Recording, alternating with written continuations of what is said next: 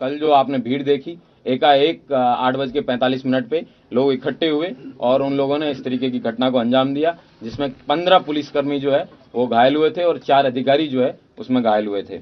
हमारे एसडीएम रमेश बाबू, उनके जो है पत्थरबाजी की वजह से उनको पांव में फ्रैक्चर आया था।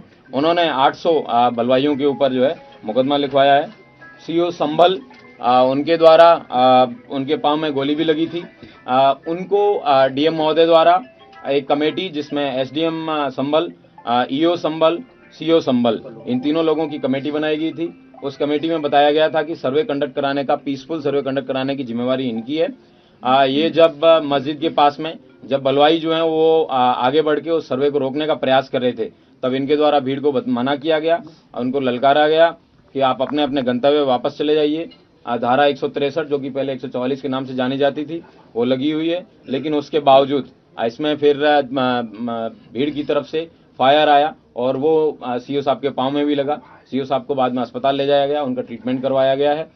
उनके द्वारा जो पांव में गोली लगी और भीड़ द्वारा मस्जिद में जाने के प्रयास पे उनके द्वारा जो है करीबन 700-800 अज्ञात लोगों के खिलाफ मुकदमा लिखवाया गया है।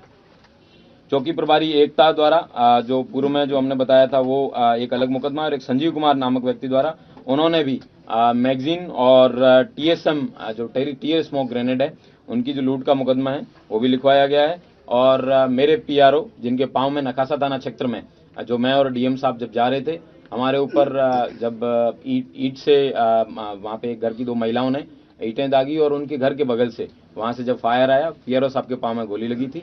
पीआरओ साहब का भी ट्रीटमेंट करवाया गया है। उनके द्वारा 150 लोगों के खिलाफ थाना नखासा में मुकदमा पंजीकृत कराया गया है। वर्तमान में 22 लोग थाना कोतवाली से और थाना नखासा से 3 लोग हैं वो जेल जा रहे हैं। कुल 25 लोग अभियुक्तों को अभी तक गिरफ्तार किया गया है।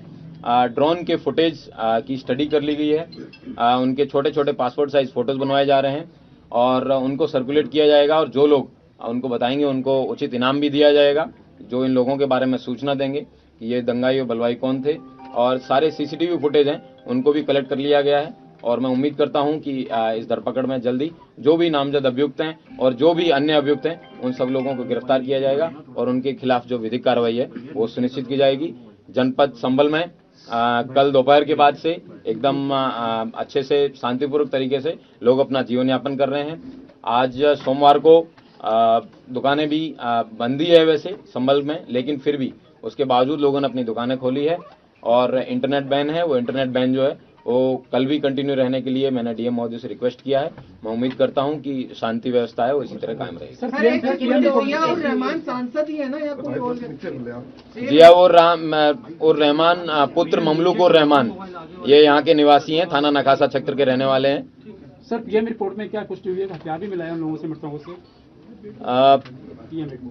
पीएम रिपोर्ट विवेचना का विषय है, ये विवेचक का प्रेरोगेटिव है, इसके बारे में मैं कोई कमेंट नहीं करना चाहूंगा। ये विवेचना पे समय आने पे आपको बता दिया जाएगा। सर, जियाउर रहमान जिस वक्त कल हिंसा हुई सर, जियाउर रहमान कल बेंगलोर में थे, तो उनका नाम किस तरह से आया सर? कल जब फोरेंसिक टीम द्वारा मौके पे कल देर रात्रि जब सब लोग चले गए थे, इस तरीके के वेपन उनके वहां से घटनास्थल पे जहां पे कई सारे चप्पल जूते पड़े थे उनके बीच में ये भी बरामद हुआ है। इस तरह देख सकते हैं कि आप भीड़ के जो बलवाई थे, पत्थरबाज थे, उनका क्या मकसद था, उनका क्या उद्देश्य था। पुलिस वालों के पांव में गोली लगी है और इस तरीके की ये जो है जो उनका जो उद्देश्य था, लेकिन हमारी पुलिस ने और प्रशासन ने साथ में कंधे से कंधा मिला के एक बहुत अच्छे सूझबूझ से इस जो पत्थरबाजों की मंशा थी उसको कंप्लीट नहीं होने दिया। उनकी इच्छानुसार उन्होंने सर्वे को रोकने का भरपूर प्रयास किया।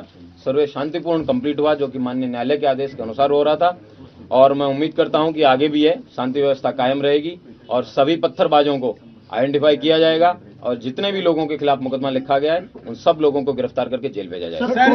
कितने नामजद कितने और अज्ञात कितने सर टोटल सर?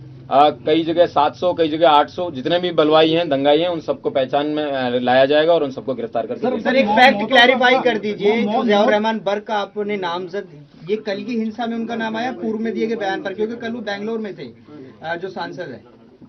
किसी भी व्यक्ति का किसी भी जगह पे होने से उसका कोई उद्देश्य नहीं होता है, उनके द्वारा जो दिए गए पूर्व में दिए गए बयान थे और 168 बीएनएस का उनको बीएनएसएस का नोटिस उनको भी तामील कराया गया था। उनके पिताजी को जो ममलूकुर रहमान है उनको 10 लाख के मुचलके से पाबंद भी करवाया गया था। इस तरीके के इन लोगों के द्वारा बार बार समय समय पर बयानबाजी की जा रही थी, जिससे लोगों को है समय समय पर भड़काया जा रहा था। टोटल कितनी मौतें हुई हैं सर अब तक? अभी तक वर्तमान में 3 जो है लोगों की डेथ की पुष्टि हुई है। उन लोगों के जो दफन है उनकी कर दिया गया है और बाकी जो सूचना समय पे मिलती रहेगी बताते रहेंगे। एक व्यक्ति की डेथ रिपोर्ट हुई है मुरादाबाद में, लेकिन पोस्टमार्टम के बाद में पता चलेगा कि वो जनपद संभल में किस कारण से उस व्यक्ति की डेथ हुई है। क्या कार्रवाइयाँ हुई हैं? एक मिनट सब लोग शांत हो जाइए। करते शुरू कर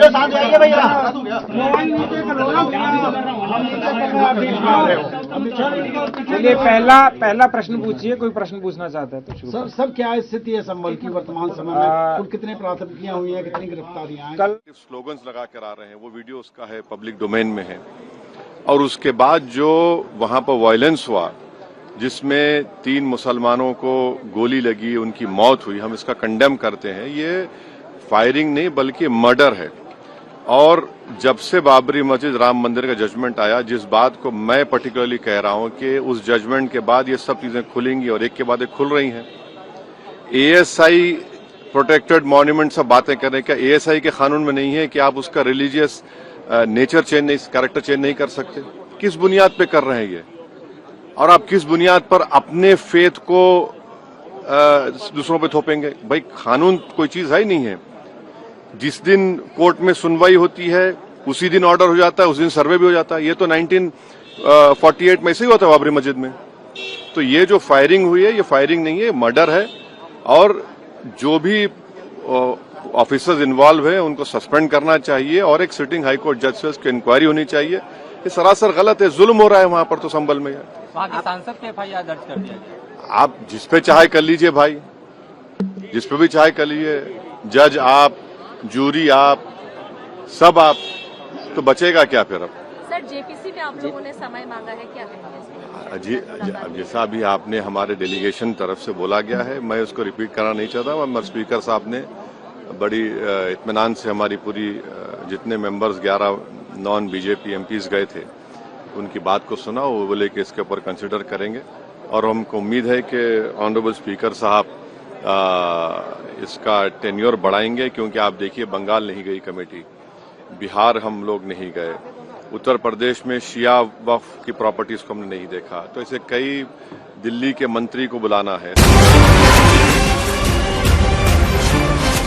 मामले में क्या लार्जर पर बोले असदुद्दीन ओवैसी और सवाल खड़ा किया है। कह रहे हैं कि जो अल्पसंख्यक समुदाय के 3 लोगों की गोली लगी है उसको कंडेम्ड करते हैं। संभल में ये फायरिंग नहीं मर्डर है ये कहना है, लेकिन पुलिस वाले भी जख्मी हुए, उसको लेकर कुछ भी नहीं कहा असदुद्दीन ओवैसी ने। ये भी दूसरा पहलू है। किस बुनियाद पर सर्वे कर रहे हैं ओवैसी कह रहे हैं। और इस वक्त संभल में डीएम बोल रहे हैं, क्या जानकारी दे रहे हैं सुनिए। हुई है प्राइमा फेसी, वो ये लग रहा है कि रातों रात इसका हो सकता है प्लानिंग किया गया हो और बाकी डिटेल जब इन्वेस्टिगेशन होगा उसके बाद पता चलेगा। क्योंकि जब आपस में इतनी पत्थरबाजी की, इन्होंने अपने ही लोगों के ऊपर पत्थरबाजी की, गोली चलाई और हथियार का जो प्रयोग कर रहे थे, इस बात का प्रतीक था कि मे भी आपस में भी इनके अंदर कुछ न कुछ रहा हो। सर कुछ घरों से भी वेपन रिकवर हुए हैं? घरों से भी कुछ वेपन रिकवर हुए हैं और वो सारा रिपोर्ट के अंदर है, वो आपको मिल जाएगा तो पता लगेगा। सर एक सवाल बाहरी लोग भी थे क्या? कुछ इस तरह के क्लू मिलेगा कि बाहर से बड़ी संख्या में लोग आए थे? बहुत बाहर से तो मैं नहीं कहूंगा, लेकिन 10-15 किलोमीटर के एरिया से लोगों को बुलाया गया था। नाबालिगों की संख्या कितनी है, अगर आप नंबर बता पाए जो डिटेन किए हैं? वर्तमान में 25 लोग हैं, लेकिन कुल लगभग 700-800 लोगों की संख्या है। तो एक एक करके आइडेंटिफाई करके सबको डिटेन किया सर, कुछ पता चल सकता है किस तरीके के वेपन रिकवर हुए हैं? क्या देसी एक तो आपको दिखाया था, ये चाकू तो मैंने भी पहली बार देखा, जो दोनों तरफ से चलता है, जो भीड़ में चलाने के लिए ही होता है। और उसके अतिरिक्त कुछ तमंचे भी बरामद हुए हैं और बाकी जो भी चीज होगी इन्वेस्टिगेशन के बाद आपको डिटेल से सूचना। सर एक सवाल क्रिमिनल कॉन्स्पिरेसी को लेकर बात करना चाहूंगा, चूंकि यहाँ पर एक सांसद हैं और एक दूसरे सपा सांसद के बेटे हैं, तो क्या इन दोनों ने आपस में मिलकर ही किया है या इन दोनों ने अलग अलग जो है भीड़ को उकसाया? एफआईआर हो चुकी है और इन्वेस्टिगेशन के बाद जो भी डिटेल आएगा उसके अनुसार उन पर कार्रवाई की जाएगी। क्या इन दोनों लोगों की आपस में भी ऐसी बात है कि मस्जिद पे ज्यादा कब्जा मेरा हो, तो डोमिनेंस को लेकर इन लोगों में डोमिनेंस को लेकर इन्होंने लोगों को भड़काया? जो इन्वेस्टिगेशन होगा वो इन्वेस्टिगेशन का विषय है, हम प्राइमा फेसी नहीं कह पाएंगे, अभी हम केवल एफआईआर की है और उसके बाद। ठीक है sir, thank you very much sir.